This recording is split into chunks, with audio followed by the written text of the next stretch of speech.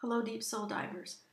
I'm going to discuss the North Node in Aries, South Node in Libra, and give a little bit of insight into how I've seen this manifest with some very close friends of mine and clients through the years. So, when we look at the nodes, we know that the South Node is where we have been in the past, what we've already mastered, and what we feel comfortable with. So when we have the South Node in Libra, there is a relationship mastery. The person has spent lifetimes pleasing others, focusing on, what can they do to make other people happy. So a lot of times it's known as the node of relationships. So they've had a lot of partnerships and really found their identity through their partner and through having, business partnerships as well. It rules marriage as well, and business. Often this is tendencies to leave behind are a selflessness type of thing where they give up what they really want and need and desire for the partner and living through the partner. And I always wondered, why do you hear that about Libra? And I started thinking about it years ago, and it was interesting to me when I started discussing this with somebody that, Libra is one of the only signs that does not have a living thing that is their animal or their emblem. Like Aries is the ram, Taurus is the bull, Virgo's the maiden. All of the signs are living creatures or living things, and Libra isn't. Libra is the scales of balance. So the metal scales that balance out life and relationships. So they're not a living thing. So it makes sense that they find their identity through other people and through bonding and having relationships because that's how they feel alive. So when I thought about that, it was interesting to me, why that is, why it's the only sign that is not an animal or a living thing. And so Libra South Node people, they're used to pleasing others. They're used to being peacemakers. They avoid conflict. They dislike disharmony and any kind of negativity. They like to be the peaceful, fair person. They're the person that always looks at both sides of an issue, the scales of balance.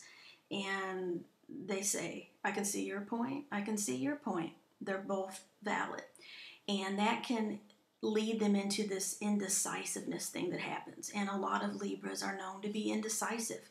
They're known to be fair, very fair, but often indecisive when it comes to their own relationships and their own problems. They're very good helping other people with their problems and giving a perspective, I guess you could say, on two different issues. And they can put themselves in both person's shoes, which makes them good counselors.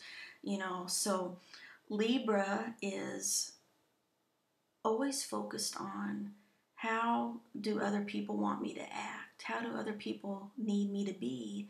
How can I please other people and make them happy and cause, peace and harmony and avoid conflict? So South Node Libra people have mastered that. And this lifetime, they are learning to be the opposite, which is Aries.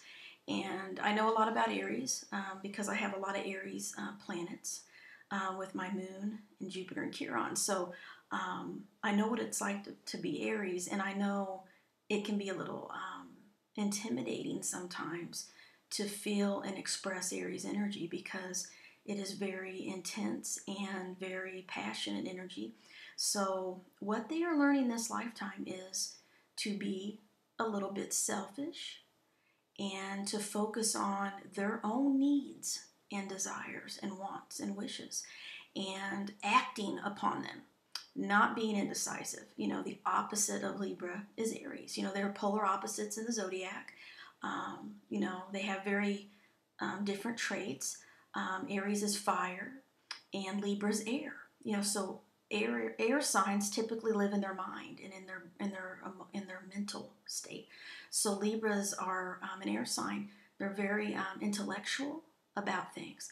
And Aries is the opposite. Aries is ruled by Mars, and it's the planet of action, the planet of conflict, which is the opposite of what Libra's like.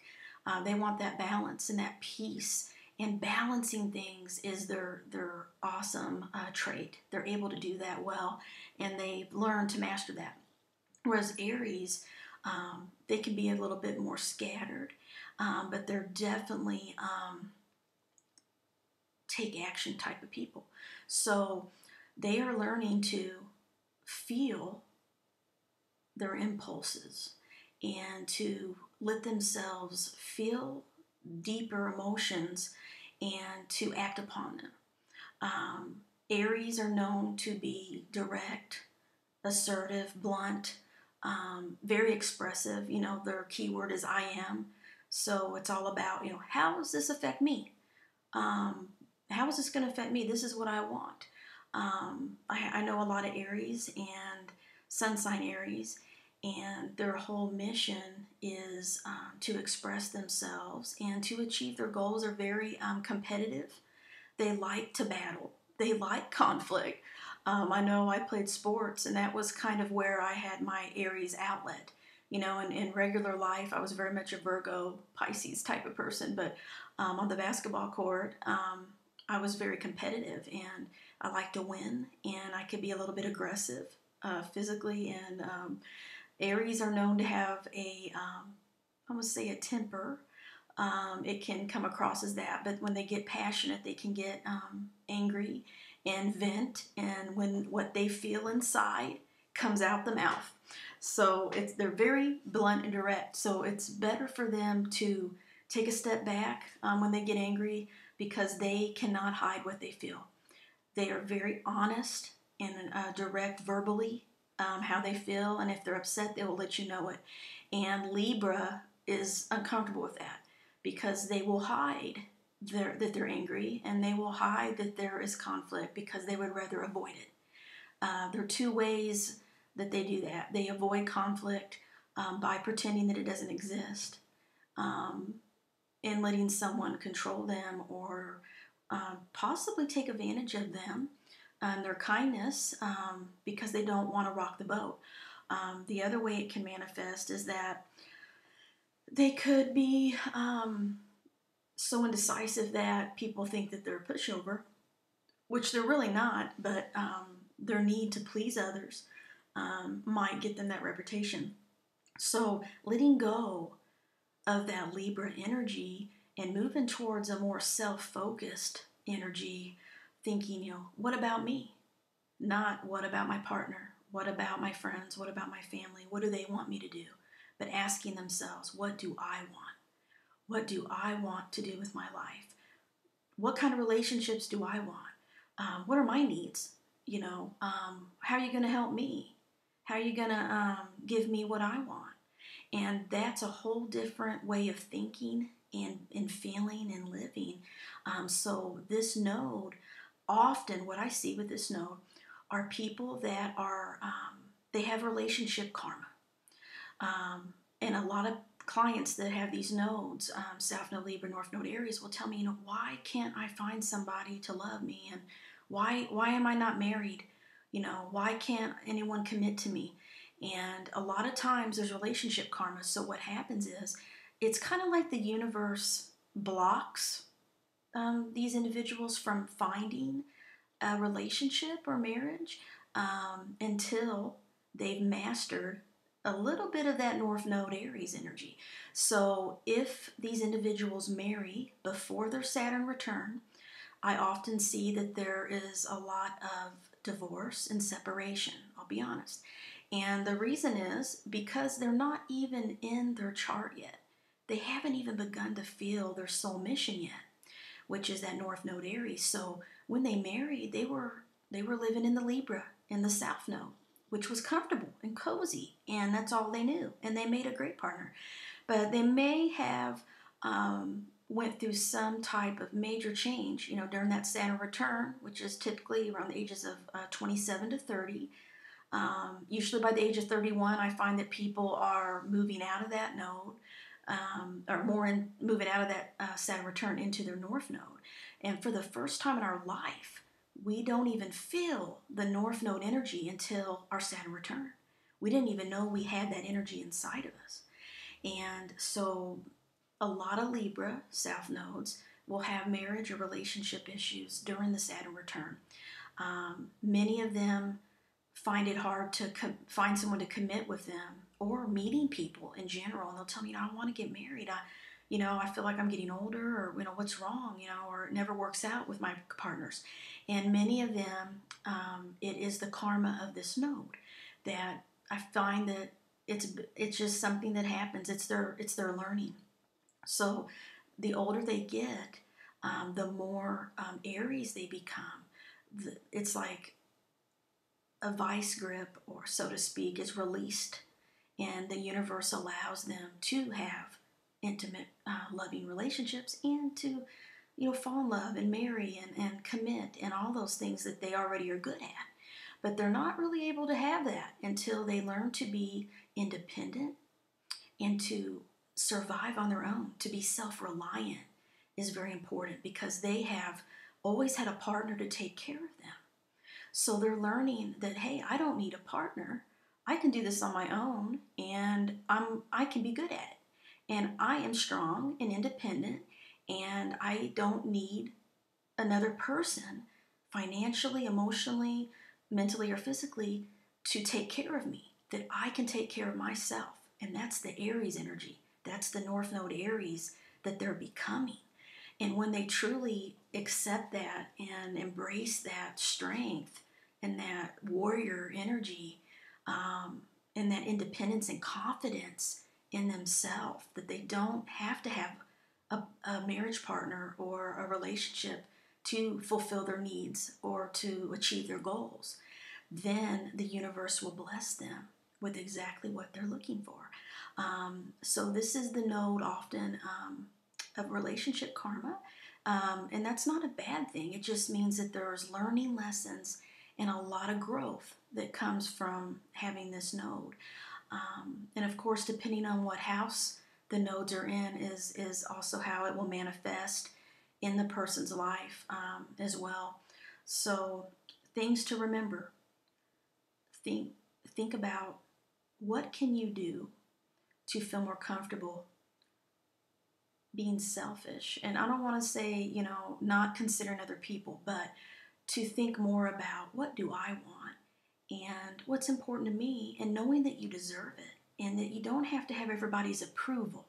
That's big with this node. It's okay if people don't approve. You have to go with what your heart says and your instincts, and that's what Aries does. They go on their gut instinct, and it's usually right. They're very passionate, emotional people. They listen to their heart, and they're very direct and take action. They're not indecisive.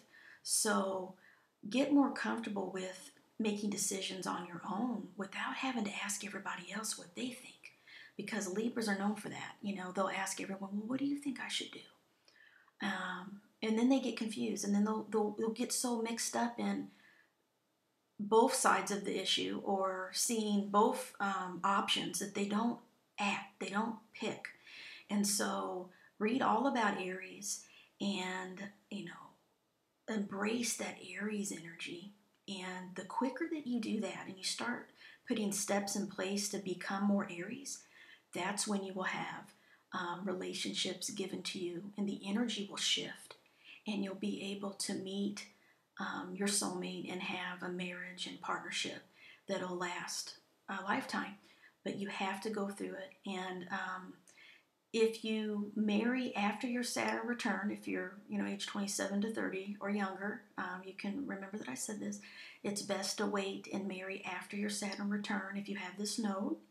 This is just from my experience and my opinion. I'm sure there's other opinions out there, but your life will be a lot easier and a lot smoother if you learn to embrace that Aries energy before you get married with this node, to ensure that you, number one, you are doing your soul mission, and number two is that you marry and get in a relationship with the right type of partner for you. And because you won't even know really who you are and what your soul mission is until that Saturn return, and you will completely change, which everyone changes with their nodes and with their Saturn return. But with this node, because it's so much connected to relationships and marriage and partnership, it's a very big experience in most of our lives. So it's a little bit more, pay a little bit more attention to that. And remember, become a warrior and think about yourself and what makes you happy, and not always about what everybody else wants. And good luck, and I might be back with part 2. Thank you.